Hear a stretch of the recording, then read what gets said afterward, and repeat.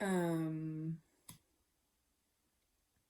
and I'll start with the card at the bottom of the deck, and I just was looking underneath. So we have the Five of Air. So if you're familiar with tarot, traditionally the Five of Air is the Five of Swords. This good tarot is a different deck for me, and there's no reversal meanings in it, and I feel like it has more of an uplifting kind of translation in it. It's just a little bit of a tweak on the traditional tarot. And again, it's new for me, so I feel like I want to read the Five of Air since it is at the bottom of the deck here.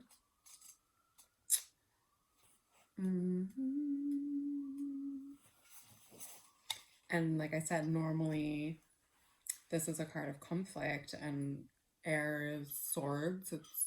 Swords are thoughts, and so it's usually these conflicting thoughts. And in the Five of Swords, the message is traditionally, it's basically about separation, and it's basically saying when you win the battle, you lose. So even though you may have won the battle, you've actually lost, because winning the battle means that you've separated yourself from unity consciousness. It's my interpretation anyway. So Five of Air, tension and conflict. It's really a beautiful card. She's like floating in the air above these doves, which to me means like peace and love, and this kind of serenity. It's this blue energy.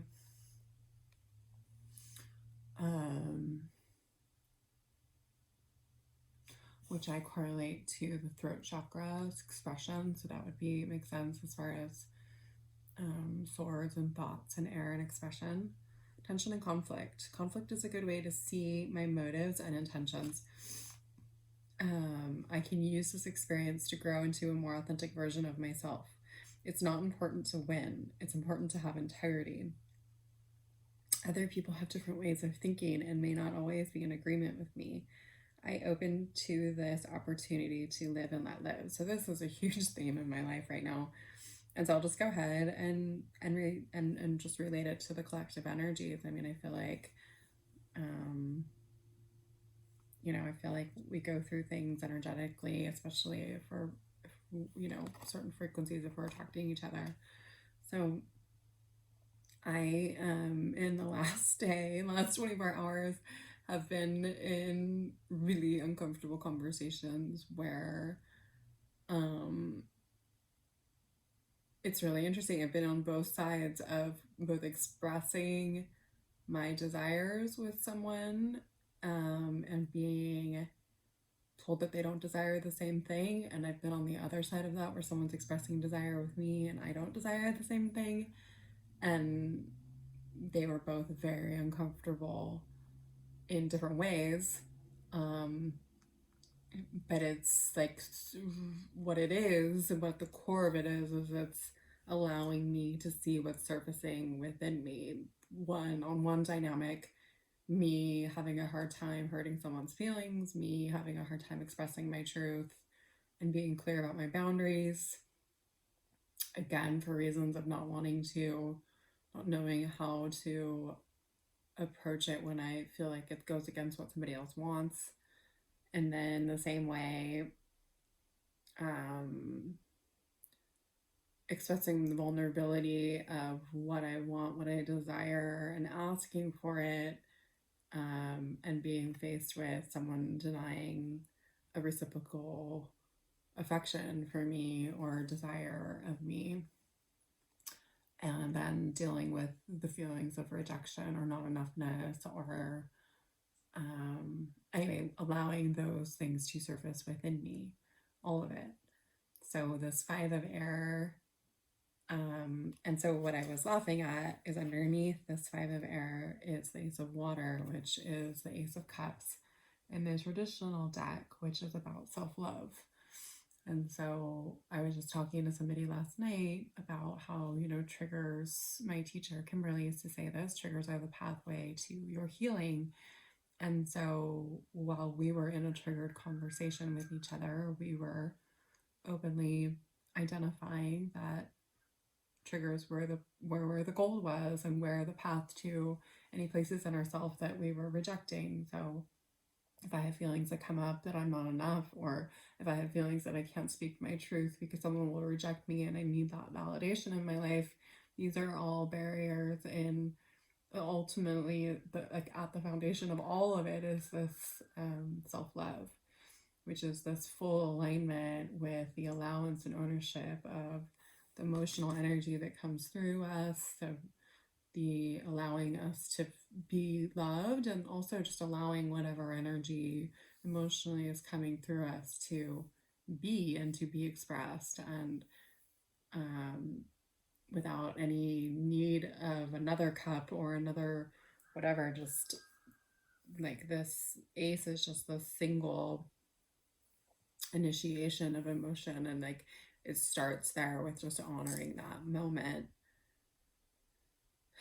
before, the Two of Cups happens and you get that reflection back, right? And so it starts with this inner acknowledgement, inner seeing, knowing, and identifying any of our shame points, any of our fears around who we are, how we express ourselves, or our enoughness, or our self-love, right, or our value. And then underneath that card, we have the major arcana of the Lovers card. And this beautiful lion. And again, this is a different deck. Normally this is the Lovers in the major arcana, so it's somebody reflecting. In this card, it actually looks like the Strength card, in the sense that she's like resting in her animal self. There's this engagement with her animal, like this concept of lions and cats has been a pretty heavy theme in like this year for me, in all kinds of ways. But what it means to me is a couple things. One is like our animal selves, which you could identify as like your ego, and really embracing and allowing it to be seen and part of the integration of your soul, and part of the play of the expression of how your soul expresses itself. And that is part of this dynamic that your soul is having in this body, and it's an important part. And I think traditionally in the spiritual path, there has been some movement around moving away from the physical because there was too much attachment in it, or there wasn't enough connection to the soul. And so there was like a movement of kind of a denial of the body and the animal self because it was imbalanced, right? Like it was taking over, and there was no expression of the soul, or very little, and animal fear, response, and sex, and whatever, all that ego stuff was taking over. So like in some of the movements that have been in like recent history, there's been like a denial of the animal self and the ego.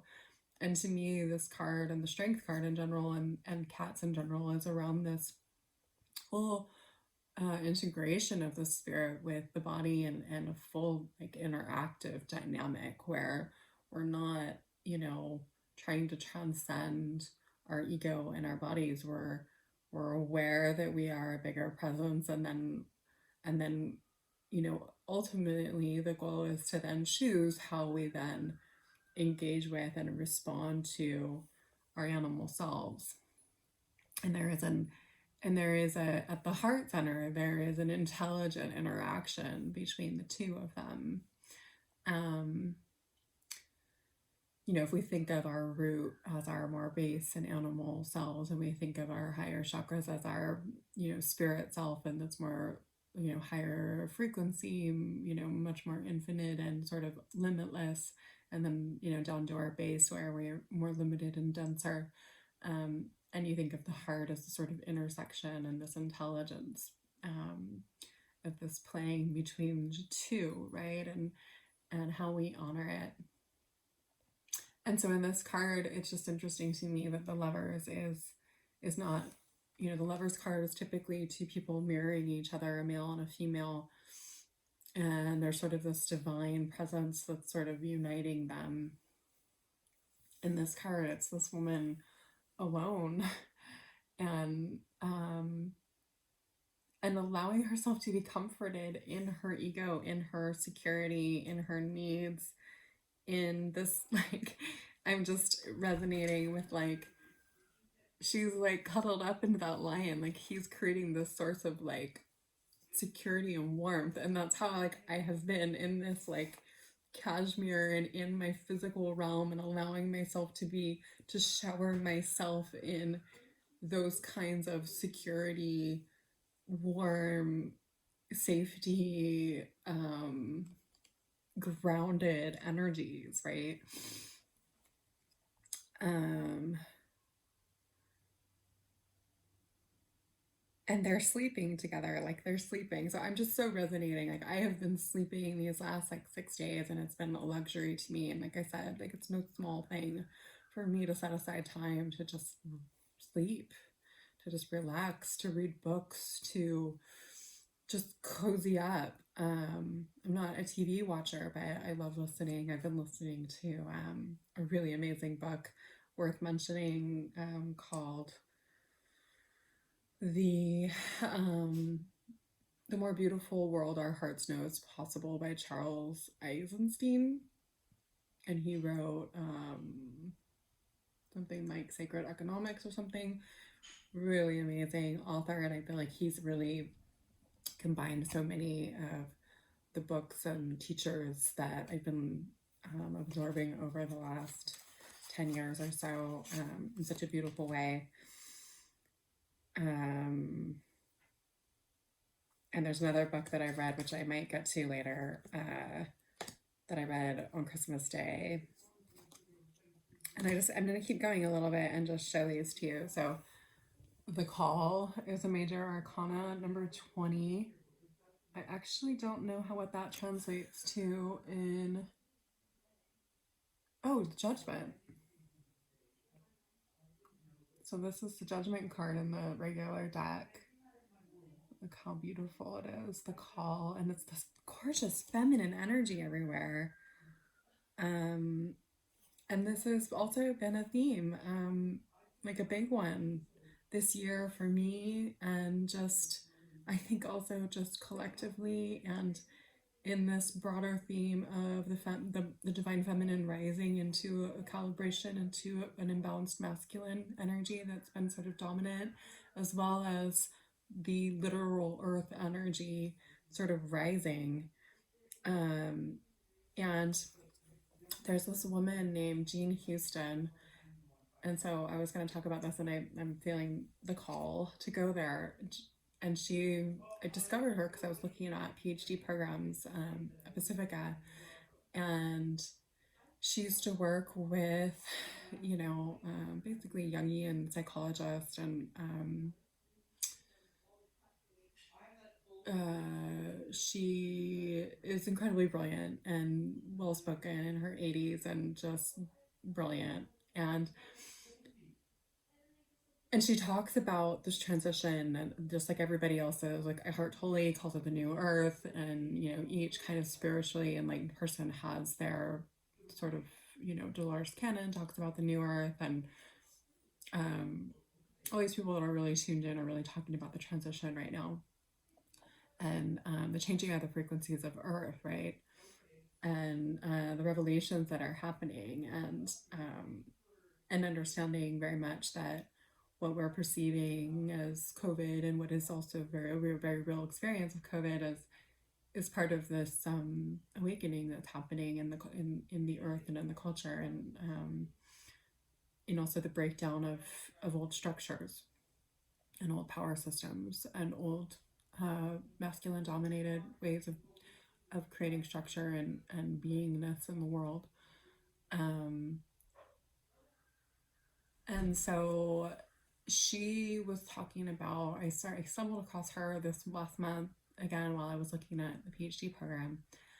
And one of the things that really stood out was a lot of things, but she really talks about the call of your own kind of potential in the world, which is like kind of always been my obsession with all the service that I've focused on in my life and my nonprofit work. Like, it's always about activating and support and mutual support of each other's potential in the world at a deeper level than just surviving, and at a level of like real expression. And so she was telling this story about being in India, and on TV there was this replay of a very ancient Indian story, and at some point I think it's like Shiva's like waiting for basically the female energy in this ancient story is like waiting on Krishna, the male energy, to come like save her or come get her.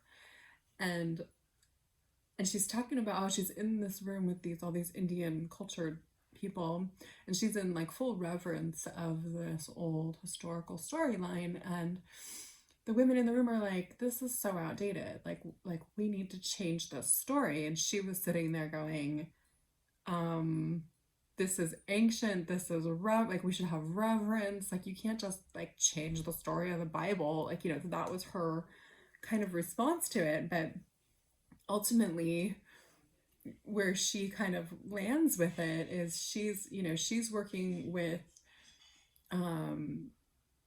prominent psychologist in the psychology field, and talking about the hero's journey, right?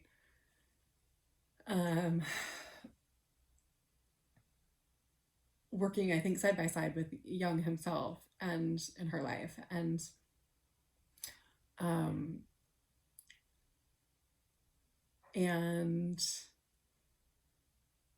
she starts talking, and she said, so she starts kind of talking about how she was like, okay, well, wait a second, like what about the heroine's journey, and describing the difference of like when like the hero's journey is different than the heroine's journey. There is a sense of this inner threadedness, this connection, this mutual support, this piece of compassion, of love, affection that is different than the hero's journey.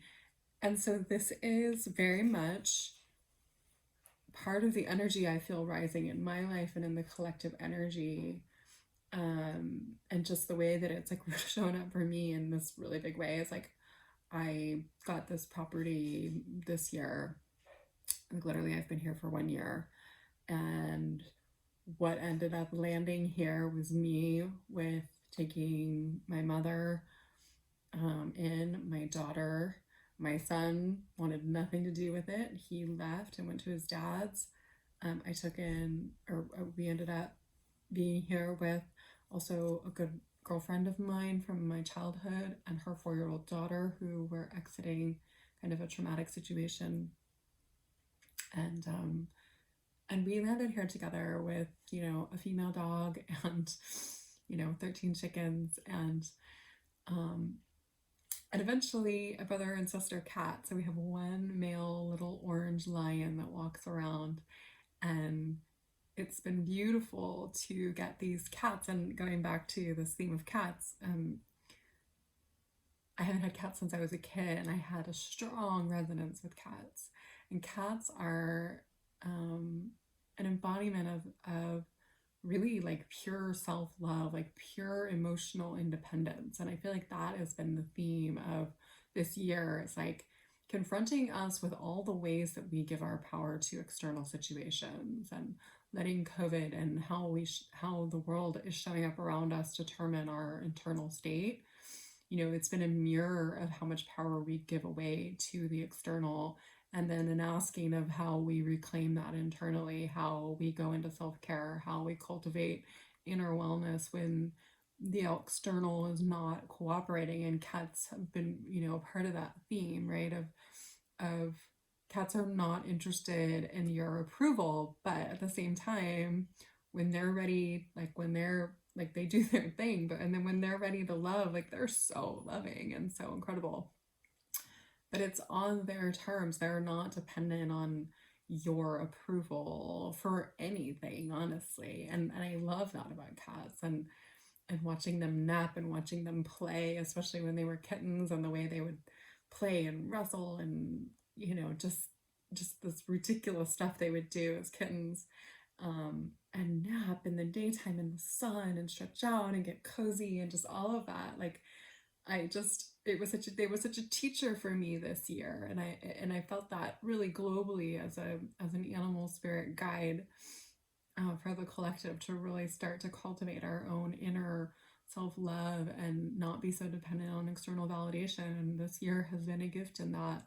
It's been a very challenging mirror to look at, where how much we give our power away to the external. Anyway, the call underneath that, and let's see, hopefully I won't keep going. I haven't even gotten to the reading yet. We have the King and the Queen of Fire.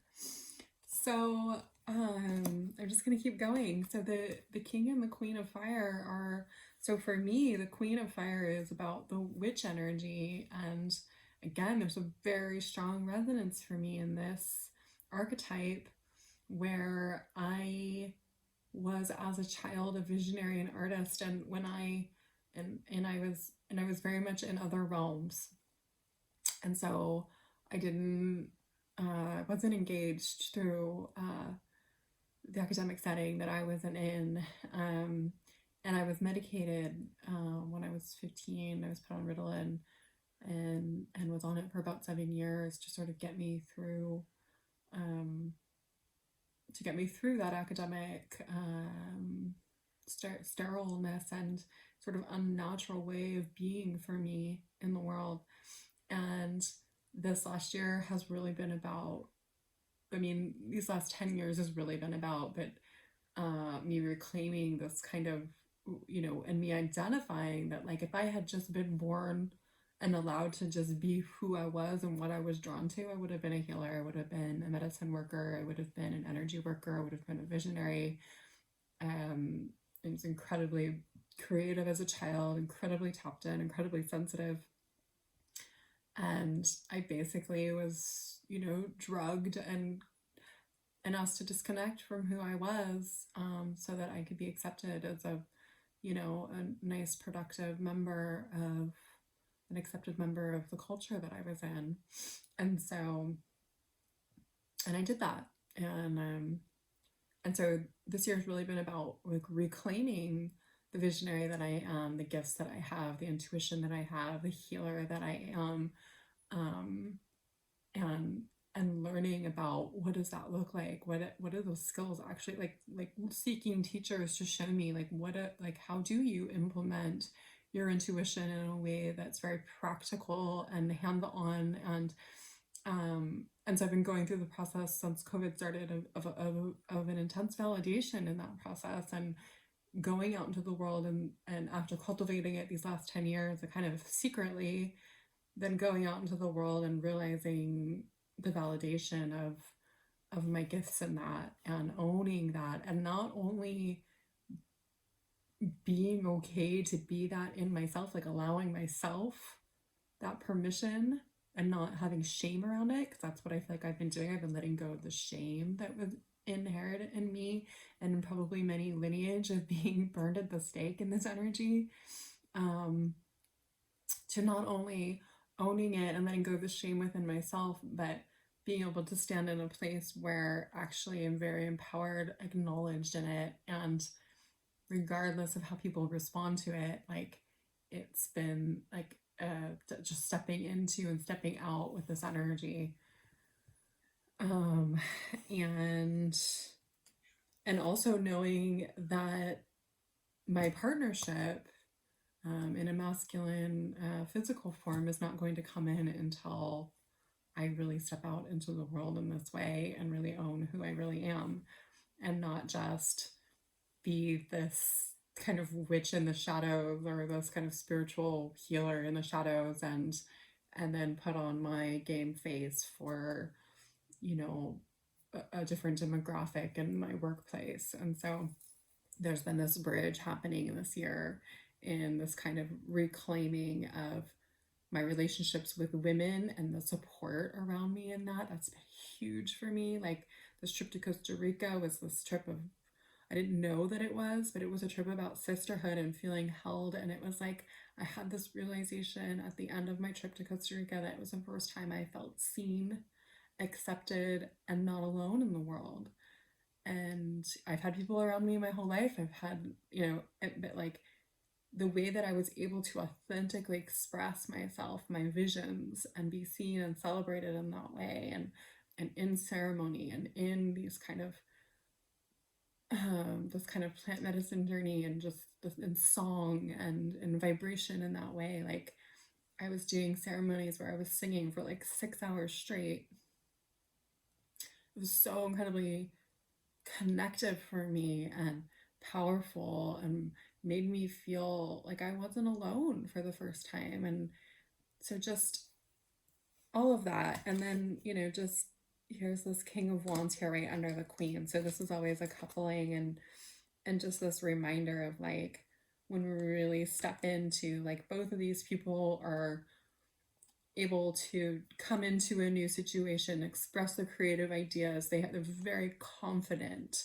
There's no, they're very charismatic. There's no hesitation about who they are or how they express themselves in the world. Spirit is coming right through them and out of them. And there's no apologies.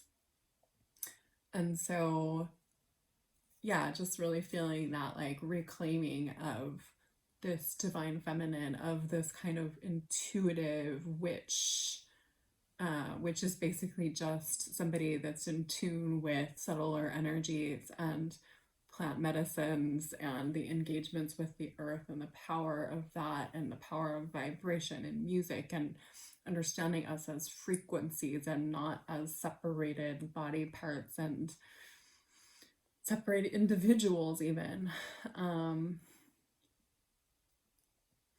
And there's also an empowerment in, it's moving into that unity consciousness from the kind of more imbalanced.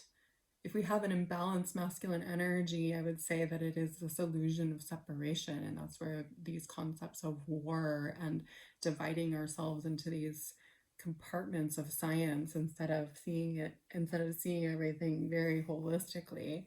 And I would say that the rising of this feminine energy is bringing us into this unity consciousness. And this is something also that the book that I'm reading is talking about a lot. Anyway, this is really beautiful. Under that, we have the Nine of Water. So the Wish card, the Messenger of Water. So that emotional fulfillment and offerings coming through. So the Nine of Cups being this energy of what we sort of wish for and dream of, and the Messenger of Water being like this offering to us for a more emotionally fulfilling life.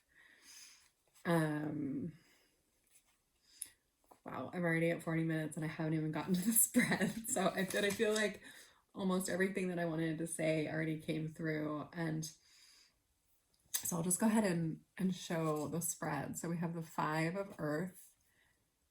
This is a card of lack, feeling like, and I'm going again off of the traditional readings because I haven't memorized the Good Tarot book yet, since this is the first time I've seen this deck. So Five of Earth traditionally is about a lack-based mentality, right? So here's our kind of past position.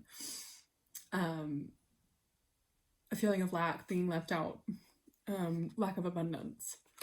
Queen of Earth is this movement into an embracing and a grounding and a supportive energy in the feminine realms, right? So I feel like it's about the feminine qualities being supported. So I like what I've been getting in the last year as far as messages has been like, if you embrace the feminine qualities of compassion, of love, of collective unity in your business models, like you will move towards, and we have the Wheel of Fortune here. So like the businesses that are going to thrive right now are not going to be in the lack-based, masculine, separate, warmongering energies. It's really like, if you're tapping into the feminine energies, into this oneness, into this collectiveness, into this very pure intention, and also this kind of surrender to these earth elements supporting you, and not having the masculine linear path of, here, I want $1 million and I'm going to, in my mind, use my mind to figure out steps A, B, and C, and D, and then I'm going to like lock in on that, and anything that gets in my way is going to be mowed over murdered or whatever, right? Part of this earth energy and the feminine, part of the support and abundance energy is about allowing yourself to work with the earth energies, with this collaborative co-creative energy. And that this is this fortune that we're moving towards, this change of the wheel. And this, I feel this at a huge global level, that the earth frequencies are changing, and that how we receive abundance, we need to change our approach. Instead of this forceful way of thinking that we're going to get to this goal and thinking that we have control of it all, allowing ourselves to be clear in our intentions and in our power, but also allowing the life and our guides and the earth energy to support us, and that this is our abundance now. This is how we move towards abundance, and this is our fortune. And whether or not that shows up as money or not is kind of, it could, and it does, but it's more about the feeling of, what does it actually feel like to be abundant? It feels secure, it feels safe, it feels like you're in trust. And so that's what this Queen of Earth energy is. And it's abundant, like it is. It's like enjoying the luxuries and the food and the nourishment of the earth. That's a big theme. Is just like the power of putting your feet on the earth and allowing yourself to receive the abundance of that energy and electromagnetically balance you and allowing it to come through you. And then also the food that comes directly from the earth, the plants and the vegetables, and the frequency of that, and the vitamins and the nourishments, and the unimaginable relationship that has in your body energetically in all ways, from minerals to energies to your digestive systems to the probiotics to whatever, just the incredible synergy that directly putting things from the earth into your body has on nourishing yourself, your body, and your soul, and how your soul can show up. And the frequency within your body. This is such an important message that's been coming through. I'm getting chills all over. And it's been something that they've really been hammering me with, is really paying attention to that. And not because it's good or bad, or because it's just it's in the benefit of what is trying to come through frequency-wise. We have the Tower, the Messenger of Air, and Transformation. So this is a card of death, and this is a card of all false foundations, strongly. These are probably the two most intense cards. So this is our present situation. So we have this death is in the traditional deck just death, which is always, though, this energy that is nothing actually dies energetically, it just transforms, right? So we have the collapse of old systems that are not sustained, that are not actually secure. Things that we've been building on that have not been secure are collapsing, and it's not comfortable. It's incredibly uncomfortable. The Messenger of Air is about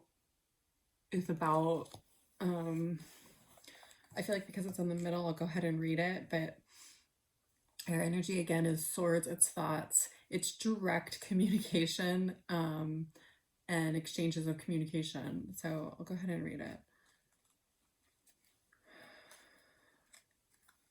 Opinions informed by experience, adherence to dogma, allegiance to a way of thinking or acting, a learned response, a subconscious programming, and swift reactions and responses. So, next to this Tower, it makes sense. I need to broaden my perspective. I am reacting to a situation from my past. So again, these things coming up to be cleared right now. I have to think about whether I want to do things the old way or respond differently at this time. Exactly. I can adopt a new way of thinking and behaving. And here's this transformation, right? If I am swift and move quickly, ensuring my actions are for the highest good, positive outcomes are assured, right? So that's again talking about this energy up here. If I'm coming from a place of of pure integrity in my movements and in my earth energy and how I'm grounding, I will be supported.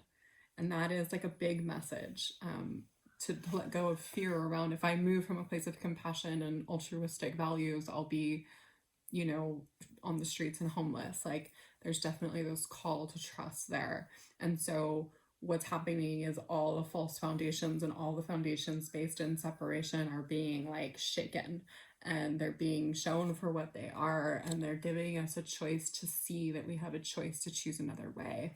And they're giving us the favor of shaking out and moving the false foundation so that we're not clinging on to them thinking that it's our safety and our comfort, so that we can move into this death energy and this transformation energy. And that's our present current situation line. We have at the bottom here, which I'm seeing as sort of the near future, and this kind of root is like 7 of fire. I think I'll hold it up because it's actually really beautiful. Unicorn. So the 7 of fire is the 7 of wands on the normal deck, and it's about standing your ground. It's about, after the 6 of wands victory,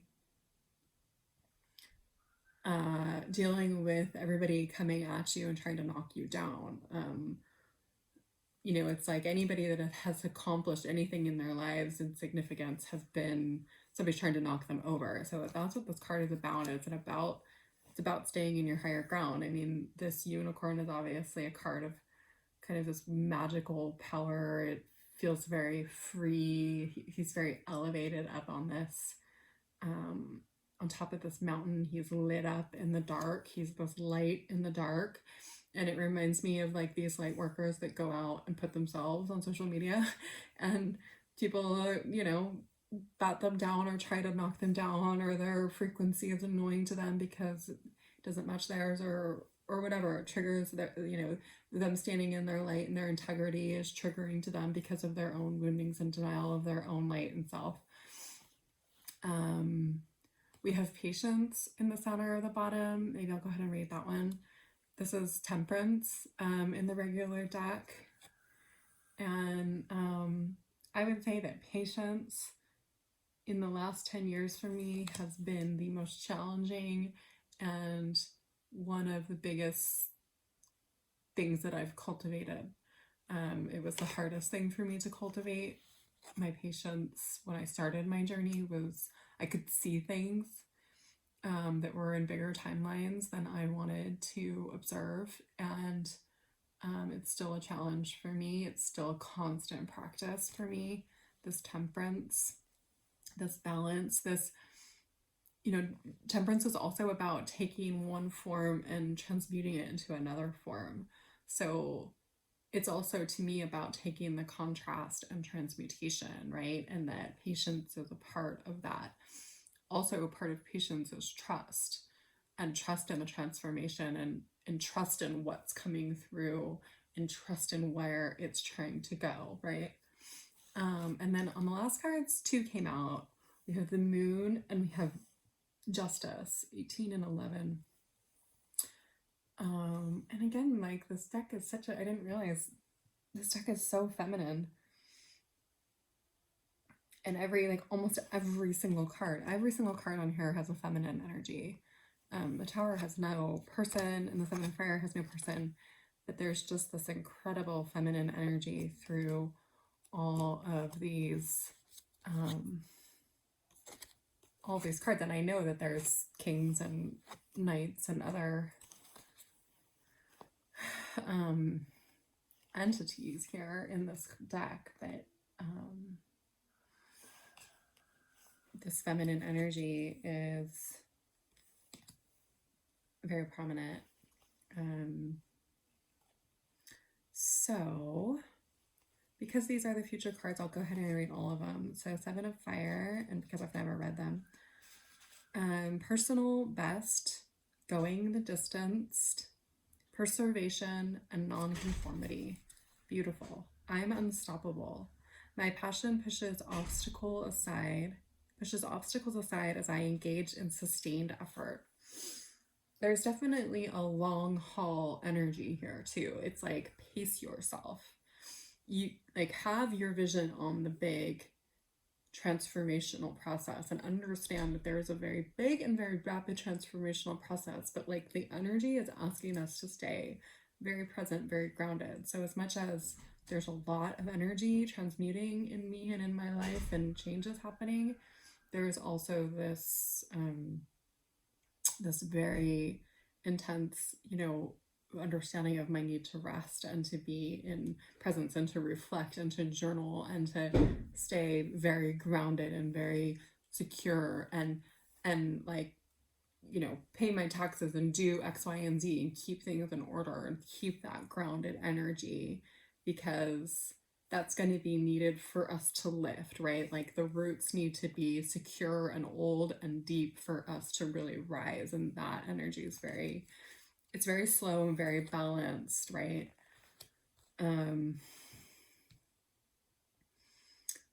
I know how to bend, but I don't compromise on what's important to me.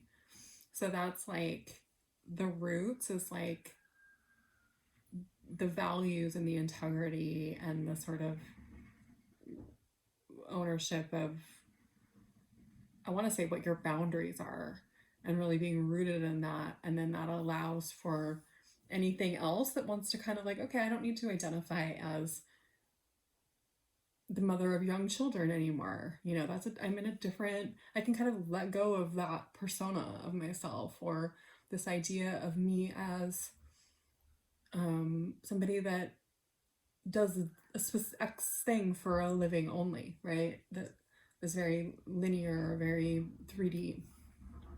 I can let go of some of that attachment to that persona that's been holding me, right? And so, really, what is my value? My value is to be in my integrity, in my honesty, in freedom, in abundance, in respect, in reverence, in appreciation, in celebration, in joy, in humor, and right. So those are my roots. And so, okay, yes, these things have been a part of my story, right? But like, I can shift, I can be flexible as long as my roots are staying in my integrity, my honesty, my freedom, my abundance.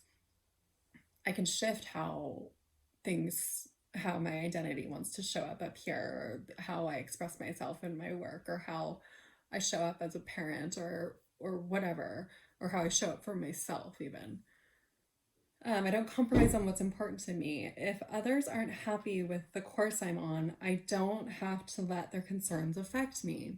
This is so big. This is so big. I release the temptation to resist challenges. This is part of that integration process and that trust.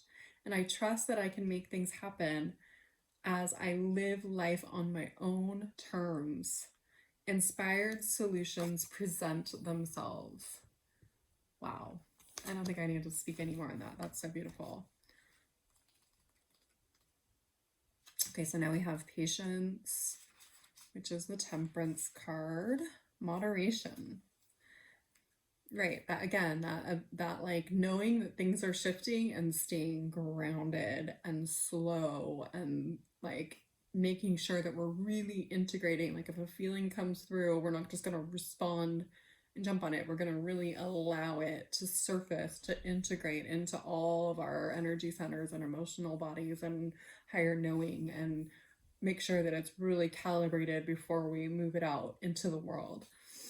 I feel like that's part of what's happening in that moderation. This card reminds me that patience will bring me into recognition and alignment to my purpose. All my needs are met, even though I may not see it yet in the outer visible world. The angels are looking out for me. Moderation in all things is required right now. Okay, and then we have the moon, which is also a major arcana. The moon, illusion. I may not see the working of spirit in the invisible realms, but I know there's a great activity behind the scenes. Amen. It's important to trust the mystery and remember that the material realm is an illusion. Current conditions are not necessarily a reflection of the truth of what's really going on in the present. Great opportunities lie in the shadows, awaiting the perfect time for illumination. And I do feel and have felt this year this kind of turn in the bend, right? That's like that, like things are going to open up and expand in such a big way, and there's really no way to see it, and the only way to really be in this bend is just to be in this trust, and also asking for assistance, and knowing that every challenge that comes through is part of this process. It's part of the gift of the awarenesses and the transformation process, and the dropping away of lower vibrations to raise frequencies. Okay, so 11 is justice. This one feels big. It's our last card here on the reading. Karma. The law of cause and effect is in play now. I see elements in my life balance out. What goes around comes around. I am now seeing evidence of this law in the conditions of my world. So this is tying into, for me, also the Magician. And it's really this, it's 11. It's 11. It's like what we put into the world is what we're going to get.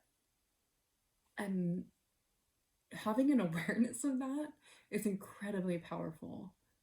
It's incredibly powerful. Like, it cannot be emphasized enough. That what we think about, what we put out, what we do for others, what we give, how we treat ourselves, and that we are creating this story. So that was actually one of the things that I didn't talk about. So I talked about Jean Houston talking about rewriting the story, and I walked into a bookstore the other day, and this book called The Awakening called me in, and Kate Chopin wrote a story called The Storm, and when I was in college I stumbled into the story and wrote an essay on it, and I was sort of obsessed with this story and the symbology, and I was just very drawn to it, and I didn't really understand why at that time in my life. But anyway, The Awakening is a book that she was more well known for. The Storm didn't come out till after she passed. And she used to write under a false pen name. She wrote about, basically, she was like one of the first feminists. She wrote about female issues. And yeah, it's really tying into this justice card for me too. So she had an awakening actually very similar to mine. And at that time in the story, the culture is not able to receive her awakening. She can own it, and she does own it. But there's nobody that's able to reflect it back to her and own her in that. And especially, the person in her life that's really meaningful to her and that she's very connected to, or feels very connected to. And in the story, she basically, once she's awakened, the only place left to go for her that feels right is just to go out into this ocean and just basically transition into spirit. She's aware of her infiniteness, and in the illusion of being owned by her husband and the culture and all the constraints around her, and limitations of freedom of who she is, how she expresses herself, who she loves, and how she expresses herself in that love. There's nowhere for her to go in the culture. And so it's just a mirror to the culture of how, as long as we stay in the lines, it looks all good, like there's no conflict. But as soon as we become aware of the bigness of our spirit and who we really are, and that there's a much bigger aspect of us that wants to be expressed in the world, if the world can't receive it, there's nowhere for us to go.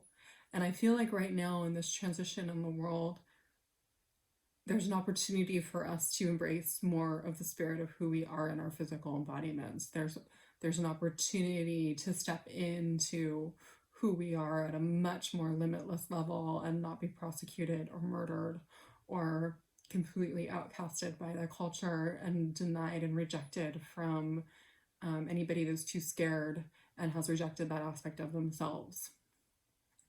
And so justice, and that's like what I feel like, the rising of this feminine, the rising of the frequency, and again, I read that story on Christmas Day in my solitude and in my cashmere blanket, and in just this theme of it's time to rewrite the story. The only place to go is not out into the middle of the ocean so that we can transition into the energetics that we really are in that fullness. The earth is ready to receive, start to receive, and it is a big timeline. It is a big change, and it is the tower. But there is this energy here centrally in this moving forward to be patient and to understand all aspects of the illusion, all aspects of the darkness, all aspects of this moon shadow energy, to be a part of. It's actually the stepping stones of our emergence into the fullness of self-love, into the fullness of expressions of who we are, into our fuller embodiment of freedom. I mean, we cannot be spirit in our body. It's not the same, but we can have emergence from the heart center. And I feel like that's what Jesus embodied, which is why it's so beautiful to have kind of a lot of this coming through and these messages coming in at this time of Christmas and the celebration of Jesus, where he really was an embodiment and an example and a story to show us what it looks like when spirit can come through and merge with the body. It wasn't easy. There was suffering, there was shadow, there was integration, there was betrayal, there was this incredible tension with the culture that existed. And I feel like that's what this emergence is, and the coming of Christ again is about, and it's in this collective energy, and it's in us telling, each of us telling our stories, and the limitations of love being surfaced in those stories so that we can transcend. And that happens through the shadows, that happens through this work, through our triggers, through the stuff that we've been resisting and that we haven't had the space to integrate into the culture. We haven't had the freedom without sacrificing our survival in a way. Because when you're rejected by the culture in the past, you're losing your survival in a lot of ways. So it's, that fear of rejection of the culture is real, and it's big, and it's in our animal bodies. So we're being asked to really step into and comfort our animal bodies with our higher selves, and to move in safely and slowly these aspects. Whew. Wow. I have chills all over my body. What an amazing, I was not anticipating this big of a reading or this long. I'm going to pull one psychic card. Okay. Hearts. Yeah. So this is another new deck here, but this energy of, again, this like recoming of the Christ energy to me is about this coming from a heart-centered place in our businesses, in our expressions, in every single aspect of our lives. And what that represents is a full merging of the spirit with the animal self in a healthy, calibrated, peaceful way. And one of the messages that I got recently from my team, because I was like, do I go here? Do I do this? Why am I called into all these different platforms and ways of being in the world? Like, how do I move forward? Which way do I focus? And just really clearly I was shown, like, your work is to come from here, and to come from, they showed me this energy in my chest that was very expanded and very peaceful and very joyful, and like just almost like being on some kind of heart-opening drug. Like, just this, if you're coming from this place, you are doing the work, whether you're making dinner for your family, doing the dishes, cleaning your toilet, making a speech, putting yourself on social media, running a ceremony, designing a home, communicating with clients. Like, here is your work. And if you're coming from this place of in your heart center, you are doing God's work, basically, or whatever you want to call it, source energy, love. I'll go ahead and read 16. Hearts. The universe wants you to open your heart to love. You've received this card as the universe has heard your thoughts and prayers about love, loss, and relationship. The psychic reading of the card of hearts is representative of all matters connected to love and matters of the heart. When you look at this card, pay attention to the area on the card you are drawn to. Do you focus on the girl and the hearts floating in the background, or are you drawn to the broken-hearted cloud? If you are drawn to the background of hearts, it is because the universe wants you to focus on the love that is always around you and the love that is coming into your life. The universe is letting you know that all is not lost and giving you a gentle reminder that you are beautiful, lovable, being with a big heart to share with another. If you are drawn to the broken-hearted cloud, it is a gentle reminder the universe is trying to heal your broken heart. It is very important to remember that when you go through a romantic breakup or heartache, you need to give your heart time to heal so that when the right person does come into your life, you are open to giving and receiving love. The heart psychic reading card can represent a loss of a loved one who has passed over in the spirit world, and a person sitting on the cloud can be a sign from a loved one who feels your pain and hears your prayers. Your loved one is there to help you heal and reconnect with them from the other side. Pay attention to the clouds when you are outside, as your loved ones tend to give you signs from above in the form of heart-shaped clouds. They may even offer heart-shaped objects such as rocks, leaves, crystals, or symbols. Be open to love and you will be surprised by what the universe brings into your life. Happy New Year. Happy end of 2020. Merry Christmas. Sending love to you all.